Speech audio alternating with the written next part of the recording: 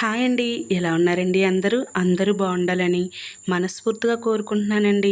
Welcome to Subbu all in one channel. అందరికీ ముందుగా మీ అందరికీ కూడా నేను తీసిన జీవిమాల్ షాపింగ్ వీడియోను చాలా బాగా చూసి ఆదరించినందుకు మీకు నా హృదయపూర్వక కృతజ్ఞతలండి. ఇలాగే మీ సపోర్ట్ ఎప్పుడూ నాకు ఉండాలని కోరుకుంటున్నాను. సరే, ఈరోజు వీడియోలోకి అయితే వెళ్ళిపోదాం. నేను థంబ్నెయిల్లో పెట్టినట్టుగా చిక్కుడు గింజలతో వడలు ఏ విధంగా ప్రిపేర్ చేసుకోవాలనేది చూపిస్తున్నానండి. ఇది మొన్న సాటర్డే నైట్ ఇలా చిక్కుడుగాయల్ని ఒలిచి సిద్ధం చేసుకున్నానండి సండే మార్నింగ్ టిఫిన్ కోసం. ఇవి కనుపు చిక్కుళ్ళు అంటారండి.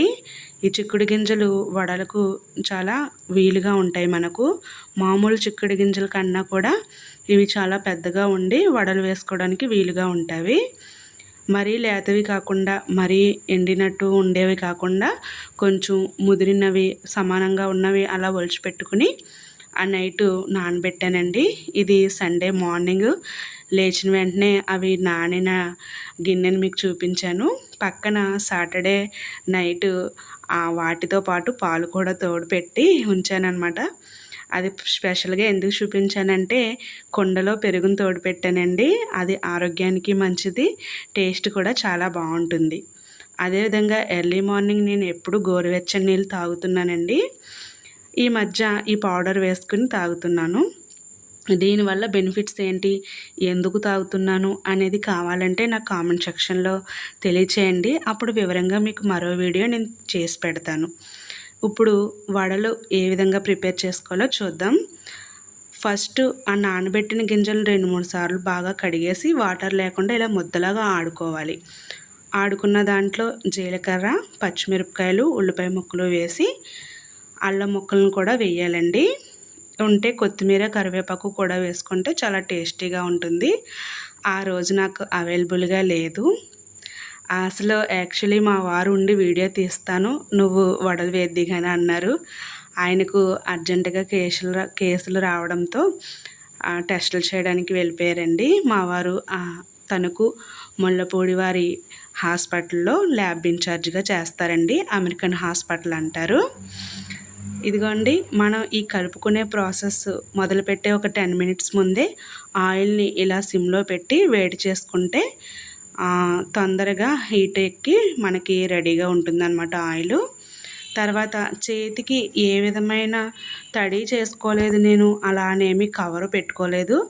పిండి మనకి గట్టిగా ఉంటే మనం ఎలా చెప్తే అలా వస్తుందండి వడ. అందుకని చక్కగా నేను ఒక చేత్తో ఫోన్ పట్టుకున్నాను, ఒక చేత్తో అలాగా ఒత్తి వేస్తున్నాను అనమాట. ఇది కొంచెం పిండి జోరైతే మాత్రం వరిపిండని, గోధుమ పిండని అలా వేసుకుంటారు, కానీ కొంచెం టేస్ట్ తేడా వస్తుంది. దీన్ని ఎలా ఉందో అలా ఒరిజినల్గా వేసుకుంటేనే చిక్కుడుకాయలు వడలు టేస్ట్ తెలుస్తుంది. పైగా చిక్కుడుకాయలు మన ఆరోగ్యానికి కూడా ఎంతో మేలు చేస్తాయండి. అది ఫైబర్ రిచ్ ఫుడ్, పైగా మన జీర్ణ వ్యవస్థ మెరుగుపరిచేందుకు ఉపయోగపడుతుంది. కొలెస్ట్రాల్ తగ్గించడానికి, షుగర్ లెవెల్స్ కంట్రోల్లో ఉండడానికి ఇలా చెప్పుకుంటూ పోతే చిక్కుడుకాయల్లో ఉండే పోషకాలు మనకి అన్ని రకాలుగాను బాగా ఉపయోగపడతాయండి. ఈ రెసిపీ వచ్చేసి మా అమ్మగారు వాళ్ళకి చిన్నప్పుడు వేసి పెట్టేవారంట. నేను మొన్న మా అమ్మగారి ఇంటి దగ్గర ఉన్నప్పుడు ఇలా వడలు వేసి నాకు పెట్టడంతో తింటే చాలా టేస్ట్గా అనిపించి అక్కడ వీడియో తీయడం అవ్వలేదు. అందుకే వచ్చే ముందు మా ఇంటికి తీసుకొచ్చి ఇలా వడలు వేసి మీకు వీడియో పెట్టాను. ఇది చిక్కుడుకాయ సీజన్ కాబట్టి, పైగా ఈ కనుపు చిక్కుళ్ళు ఇప్పుడు బాగా వస్తాయండి.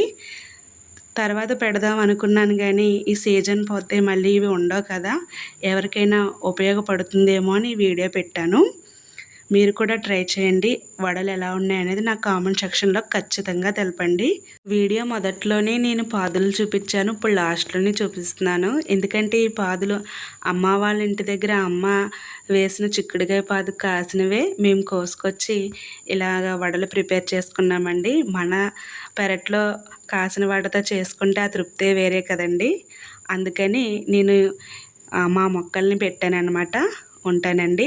నా వీడియో నచ్చితే లైక్, షేర్, సబ్స్క్రైబ్ చేయండి.